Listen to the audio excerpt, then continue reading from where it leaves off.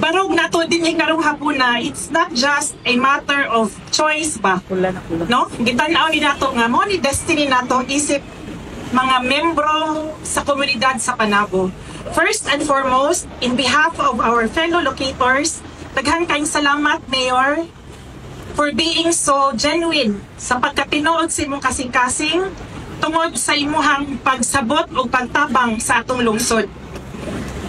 Wala pa ni nakadungog, especially ako, wala pa kong kadungog og local leader sama ni Mayor na there and then nag-amend dayon na 3 months libre lang sa ang renta kay mag-renovate. Di ba?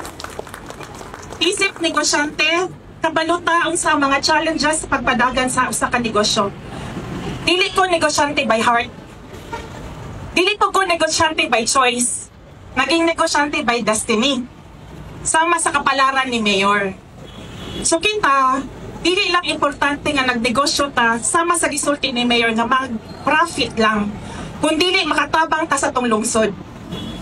Dili mi nagipakatawo og nagdako sa Panabo.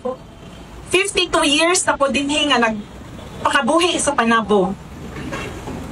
30 years ago, 35 years ago, nabaktas mi aning lugara sa palengke.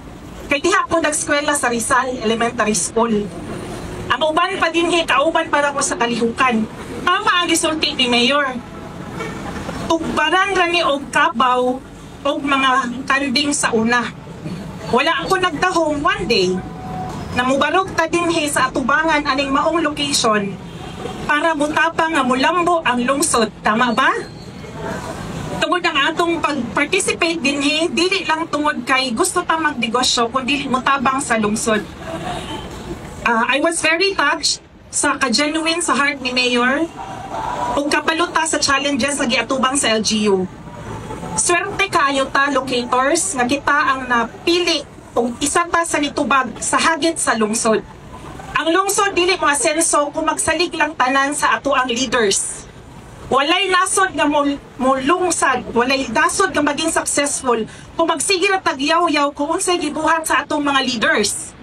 Dapat kita po naputay buhaton para maging hand-in-hand partners sa development sa atong lungsod. And because of this, Mayor, nagpasalamat gid ako kanimo. I know sama sa nagbalhin tagbalay daghang adjustments, daghang mga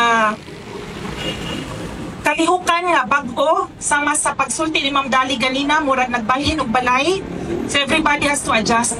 Pero ang punto sa tanan, kung magtinabangay lang ta, maging open lang, kay dili man lisod hangyoon si Mayor, I know kita tanan locators pakasugakod.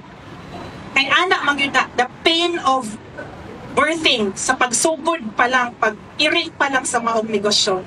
Above all, daghang kay salamat sa kahitasan na nahitabo na yun ang maong pag-award aning maong project ang Market Complex.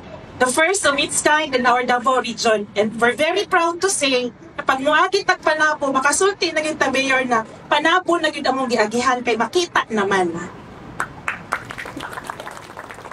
Once again, our heartfelt thanks, Mayor, and to the local government unit of Panabo. Daghang salamat for this opportunity in behalf of all the locators.